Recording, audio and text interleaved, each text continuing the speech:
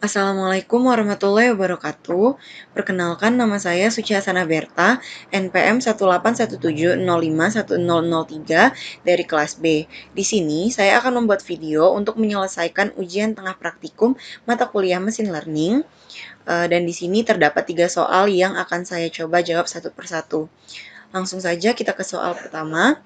Di sini soal pertama kita disuruh untuk menjelaskan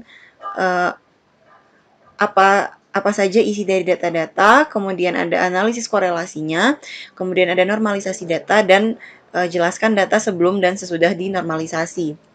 Langsung saja. Pertama, hal yang harus kita lakukan adalah mendownload file data dari website UC Learning. Di sini saya sudah mendownloadnya. Kemudian data tersebut kita simpan di folder yang sama dengan tempat menyimpan folder script ini. Nah, di sini saya sudah menyimpan script dan file datanya di folder yang sama. Jadi bisa langsung kita ke codingnya. Yang pertama, di sini kita harus menginstal terlebih dahulu library psik-nya. Kita run. Setelah menginstal library psik, kita akan langsung masuk untuk membaca data yang sudah diinstal tadi. Yang pertama di sini, ini gunanya untuk membaca data yang sudah kita install tadi. Kita run.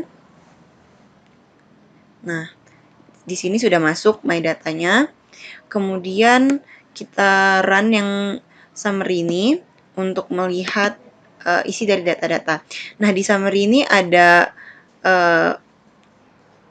minimal, ada first quartile, ada median, ada mean, dan ada third quartile. Namun di sini datanya masih sangat bervariasi. Kemudian bisa kita run yang get option max print ini. Nah, di sini maksimalnya yaitu adalah 1000 data. Kemudian untuk melihat tabel dari my data yang sudah kita lihat di sini tadi, yang sudah kita masukkan di sini juga tadi, kita bisa run bagian ini, lalu akan muncul tabel yang berisi data-data yang ada pada data yang sudah kita download tadi. Nah, di sini datanya masih sangat bervariasi, mulai dari satuan, puluhan, dan ada ratusan juga. Kemudian ada juga minus-minus yang datanya masih sangat-sangat bervariasi atau jaraknya masih dibilang jauh. Kemudian kita kembali ke sini. Nah, datanya sudah kita baca. Kemudian kita akan merubah tipe data kelas kategorialnya. Kita run bagian ini. Kita run. Kita tunggu. Nah, setelah sudah kita ubah tipe data kelas kategorialnya, di sini kita akan mulai menganalisis korelasi variabel. Tapi sebelumnya kita run terlebih dahulu library psik-nya. Setelah di run, kita masuk ke plot analysis. Di sini kita akan menampilkan plot dari data-data yang sudah kita run tadi. Kita run. Sorry, ada yang salah. Ini harusnya my data.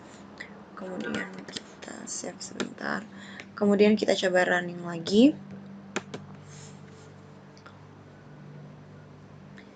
Nah, untuk menunggu plotnya ini memang membutuhkan waktu yang cukup lama, jadi akan saya jeda sampai plotnya muncul.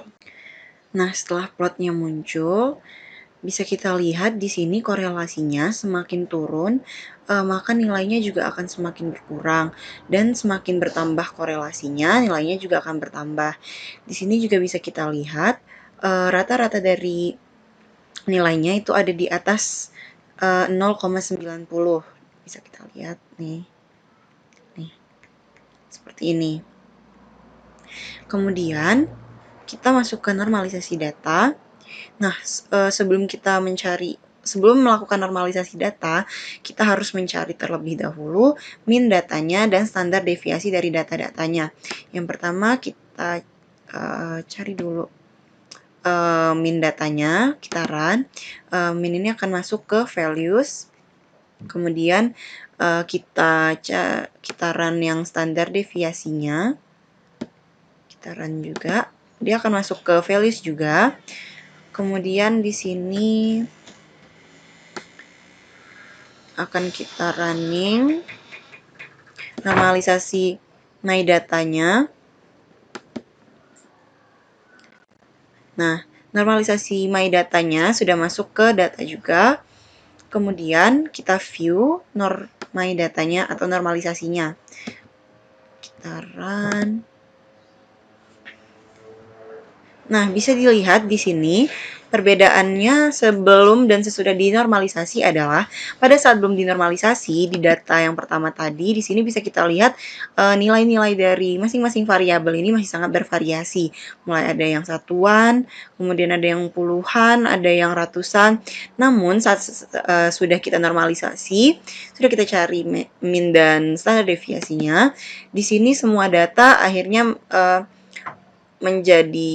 mendekati 1 atau ada di angka 1 seperti ini. Jadi datanya itu terlihat lebih seragam seperti itu.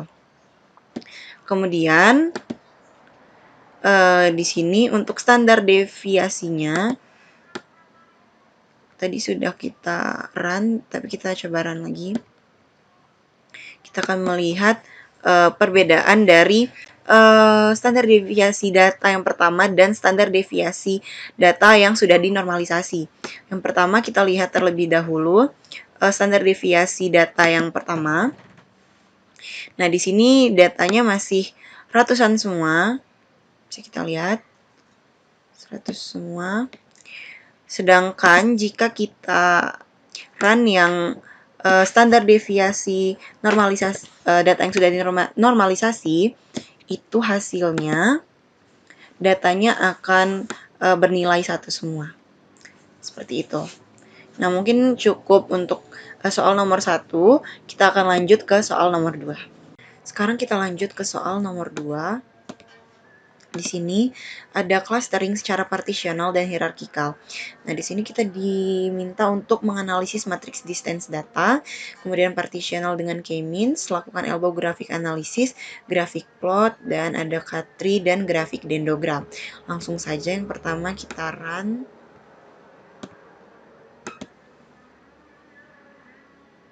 Kita tunggu terlebih dahulu.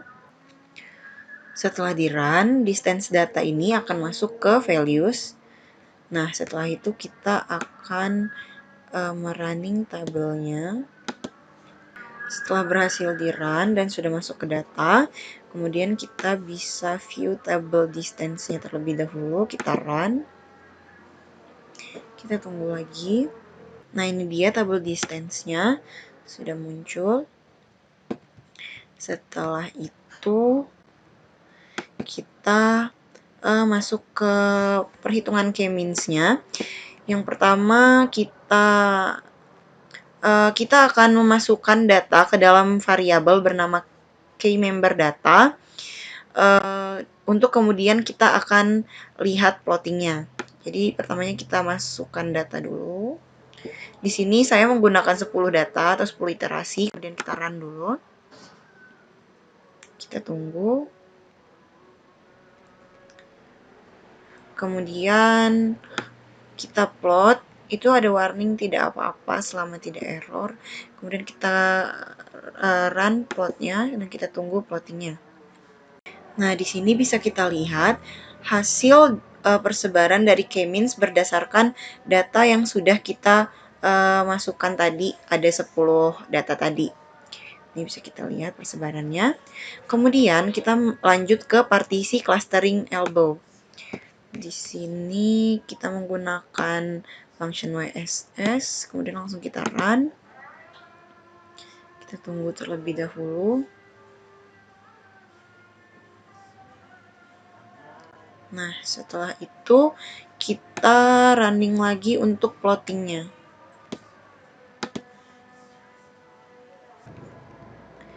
Nah, di plotting ini bisa kita lihat terjadi penurunan yang tidak terlalu signifikan, itu ada di titik keempat ini.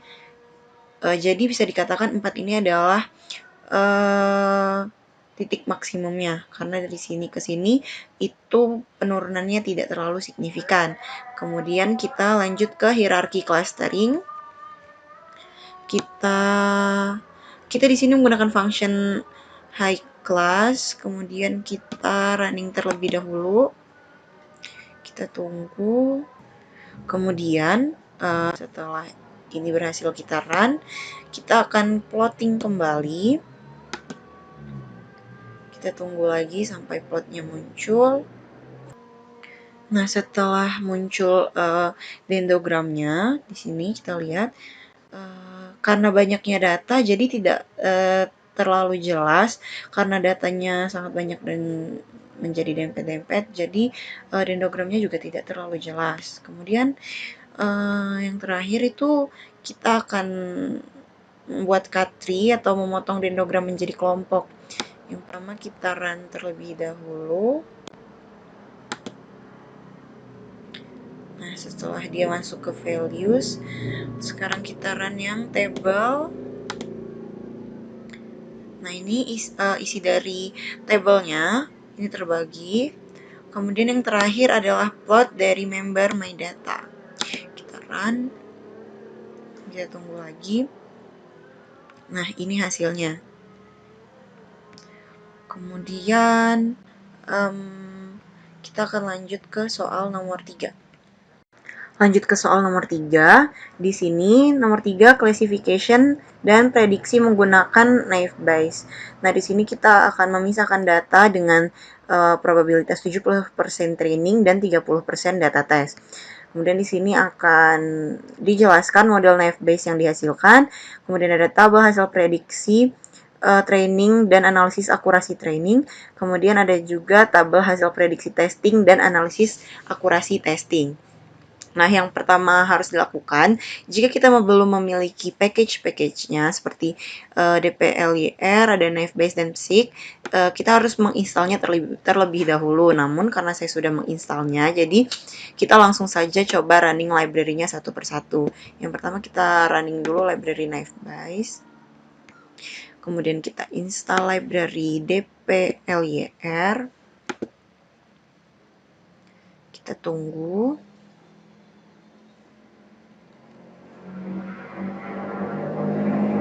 Kemudian kita running library PSIC. Nah, setelah itu kita akan mengubah tipe data pada kolom X dan Y menjadi kategorikal. Kolom X dan Y ini yang ada di my data tadi. Kita akan mengubahnya terlebih dahulu. Bisa langsung kita running. Nah, setelah selesai, kemudian kita akan melakukan subsampling untuk partisi data. Di sini langsung kita running set sheet-nya. Setelah itu, untuk data sampling digunakan dua data berdasarkan my data tadi yang akan di-replace dengan nilai true dan probabilitasnya tadi 70% dan 30%. Yang di sini kita sudah ubah menjadi desimal menjadi 0,7 dan 0,3. Kemudian langsung saja kita running.